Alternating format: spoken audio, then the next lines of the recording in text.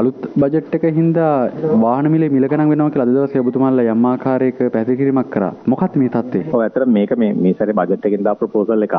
මේ අප්‍රේල් පළවෙනිදා ඉඳන් තමයි ඒක බලගන්වෙන්නේ. ඒකේ විදියට මේ SSCL එකක් දාලා තිනවා 2.5ක්. ඒතකොට ඊට අමතරව ඒක 2.5 charge කරන්නේ වාහනේ කස්ටම්ස් වැලියේෂන් එක සහ ඩියුටි එකතු කරලා. ඉතින් මොන වාහනයකටත් අතර වාහනේ වැලියු ගැටෙන නිසා ඉතින් ඒක ටිකක් තේරෙන ගාණක් වෙයි.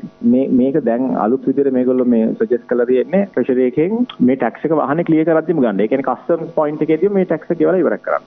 සරලවම කතා කරොත් දැන් මේ හින්දා එක වාහනයක කොයිතරම් මුදලක් වැඩි වෙනවද සාමාන්‍යයෙන්? අපි නැස්ලි හිතමුකෝ ලක්ෂ 100ක වැලියු එකක් තියෙන වාහනයකින් ලක්ෂ 2.5කින් වැඩි වෙනවා. පුංචි වාහනයක මිල කොහොම වෙයිද එතකොට? වැඩේ කියන්නේ දැන් පුංචි වාහන කියලත් සාමාන්‍යයෙන් ඇවරේජ් වාහනයක් පටන් ගන්න ලක්ෂ 70න් 75න්නේ. ඒතර ඉතින් ඒත් ලක්ෂ 2ක වගේ වැඩිවීමක් ගොඩක් වෙලාවට එයි. මොකද හේතුව මේ වැලියු එක ගන්නෙ දැන් අපි යූස් වාහනයක් ගෙනවත් ඒකල බ්‍රෑන්ඩ් නිව් වැලියු එකට සාපේක්ෂව ටැක්ස් එකක් ගන්නවා. ඒතර ඒක අර තියෙන දැන් අපිට දැන් ඒ කියන්නේ අපිට වැටෙන ටැක්ස් ප්‍රමාණය මේ ටිකක් වැඩි. ඒතකොට වැලියු එකත් ඒජන්ට් වැලියු එක කියන්නේ ඒ හා සමාන නව වාහනයක වැලියු එකකට තමයි වදින්නේ. අපි හිතමු අවුරුදු 5ක් පරණ වාහනයක් ගෙනවත් මේ ටැක්ස් එක ගහන්නේ අවුරුදු මේ බ්‍රෑන්ඩ් නිව් වාහනයක ටැක්ස් එක ගහන්නේ. දැන් ඒතර මරුටියක් වෙගනාරයක් මේ අලුත් බද්දර එක්ක කොච්චර විතර මුදලකට යාවිද?